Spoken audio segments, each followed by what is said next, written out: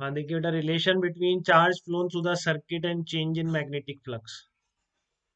ठीक है, तो ये बहुत इंपॉर्टेंट रिलेशन आ जाता है एक चार्ज फ्लोन और रेजिस्टेंस ऑफ लूप में। और ये एकदम से ध्यान नहीं आता, तो एक बार बिल्कुल 2-3 बार इसकी प्रैक्टिस कर लें क्वेश्चंस की। ये अपनी रिमेंबर वाली जो कॉपी होगी आपकी फार्मूले वाली, उसमें जरूर मेंशन कर दें, जिससे बार बार निकलेगा तो आपको याद रहेगा। ठीक है ना, नहीं तो आप इसमें कुछ भी उटपटांग लगाते रहेंगे। ठीक है ना। तो आपको इसमें मान लो आपका E इक्वल टू ये होता है, फ्लक्स चेंज हो रहा है इस लूप से, तो आपको फेराडेज लॉ लगाना आता है कि induced EMF will be equal to d phi by d t. ठीक है ना। तो इसमें आप आगे बढ़ो। आप इसका करंट लिख सकते हो E by r into 1/r into d phi by d t. ठीक है। ये सब लॉज हैं जो अपने उसके अकॉर्डिंगली चल रहे हैं। अपन ने कोई अप्रोक्सीमेशन नहीं लिया है अभी तक कि या कोई कंडीशन की कांस्टेंट हो, कोई चीज़ कुछ नहीं है, बिल्कुल जनरल है। ठीक है ना। अगर इस लूप में फ्लक्स चेंज हो रहा है तो इतनी करंट चलेगी। ठीक है, अब आप इसको आई को d q by d t लिख दो। देखो, आई को आपने d q by d t लिख दिया, तो d q by d t equals to कितना आ रहा है, 1/r d phi by d t. तो क्या दोनों तरफ से डी टी कट जाएगा बेटा, इससे देखिए आप, डी टी कट जाएगा दोनों तरफ से। और अब आप इसको इंटीग्रेट कर दो दोनों तरफ। ठीक है। तो क्या बनेगा, integration d q equal to 1/r integration d phi बनेगा, फिर R is the resistance of the loop. ठीक है ना। तो आपका ये क्या बन गया, ये बन गया delta q equals to delta phi upon capital are.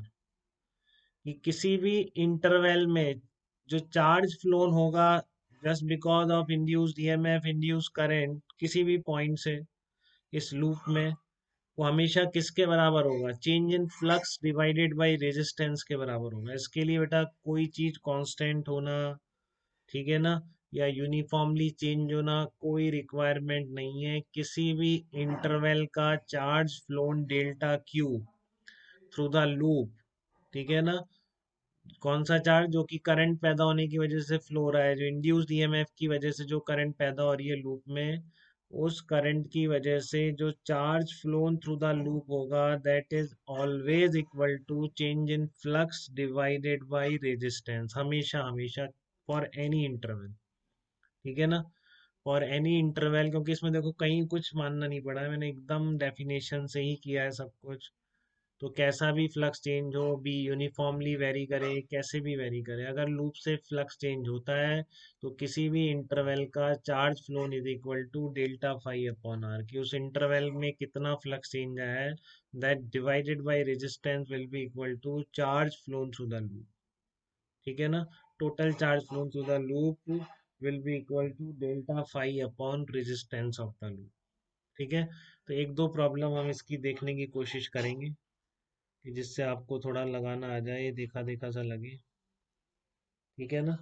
देखिए आप इस तरह से क्वेश्चन देखिए इसका, एक close coil of radius small r with total resistance capital R, ठीक है, is placed with its plane at 90 degree to the magnetic field B naught vector. ये अंदर की तरफ है ठीक है ना। तो आपने ये लूप मान लो इस प्लेन में रखा है, तो ये जो प्लेन और फील्ड की डायरेक्शन है एक दूसरे से 90 डिग्री पर हो जाएगी। ठीक है। तो आपसे पूछा गया है find out quantity of charge. बेटा ये बहुत बच्चे गलत करते हैं, इसलिए कह रहा हूँ उसको ध्यान से देखें। ये याद नहीं आता दिक्कत, हम इसमें हमको कि बस ये 2 क्वेश्चन 3 क्वेश्चन है इसके, बस फिर आपके ऐसा कुछ भी नहीं आएगा। और बाकी की practice motional EMF B V L B omega L square by two, एक फार्मूले भी आने वाले हैं, तो इनकी बहुत ज़्यादा प्रैक्टिस होती है। ठीक है। तो ये ध्यान रखें, हम quantity of charge passing through it पूछिए जबकि coil is turn through 180 degree about an axis in its plane. ठीक है। तो आपने इस एक्सिस के अबाउट, इसकी प्लेन की इस एक्सिस के अबाउट इसको फ्लिप कर दिया एक तरह से। जैसे मान लो ये कॉइल थी और आपने इसको इस तरह से, ये सर्कुलर कॉइल नहीं है, सर्कुलर कॉइल कहाँ गई अपनी, ये शायद ये ऐसी कॉइल थी, डायमीटर एक्सिस के अबाउट ऐसे फ्लिप कर दिया इसको। ठीक है ना। तो इस प्रोसेस में charge flowing through the loop कितना होगा ये पूछा है आपसे। जब मैंने आपको एरिया वेक्टर बताया था तब मैंने एक बात बताई थी कि एक सिंगल क्वेश्चन में एरिया वेक्टर उससे अटैच हो जाता है। ठीक है ना। अब आप एक बार मान लो इसका एरिया वेक्टर एक डायरेक्शन की तरफ मान लो, आपकी मर्जी, आप बाहर मानते हैं कि अंदर मानते हैं, उसमें कोई दिक्कत नहीं। ठीक है ना। बट लेकिन जब आप, बिल्कुल दीपेंद्र, बट जब आप इसको टर्न कर रहे हैं, ठीक है ना, तो फिर ये एरिया वेक्टर इसके साथ घूमेगा। तो अगर यहाँ पर मान लो बाहर की तरफ माना तो बी डॉट ये नेगेटिव आ गया, और जब आपने इसको फ्लिप कर दिया तो इस एरिया वेक्टर अंदर चला गया। फिर ये नहीं करेंगे सर, आपने कहा था ओपन लूप में किधर भी मान लो, मैंने ये भी कहा था कि क्वेश्चन में एक बार एरिया वेक्टर अटैच हो गया ओपन सरफेस से तो फिर उसके साथ रोटेट करेगा। अगर ये वाला एरिया वेक्टर मान के आप फ्लक्स नेगेटिव लिख रहे हैं तो फिर इससे फ्लक्स पॉजिटिव हो जाएगा, एरिया वेक्टर उधर चला गया बी की डायरेक्शन में। तो अब डेल्टा फाई जीरो नहीं आएगा, बल्कि कितना आएगा, टू बी इंटू ए आ जाएगा। ठीक है, डेल्टा फाई कितना आ जाएगा, टू बी इंटू ए आ जाएगा। आपका इनिशियल फ्लक्स था माइनस बी इंटू ए, फाइनल फ्लक्स है बी इंटू ए। ठीक है, चेंज कितना हो गया, टू बी ए हो गया। तो charge flowing through the loop कितना हो जाएगा जो पूछ रहा है, बस खत्म, two B A upon R square. Area आप क्या लिख दोगे, पाई आर स्क्वायर लिख दो। ठीक है ना, एरिया कितना लिख देंगे, पाई आर स्क्वायर लिख देंगे बस।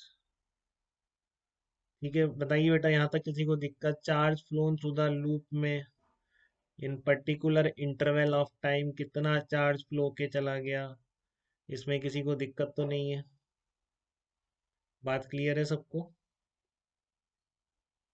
चलिए।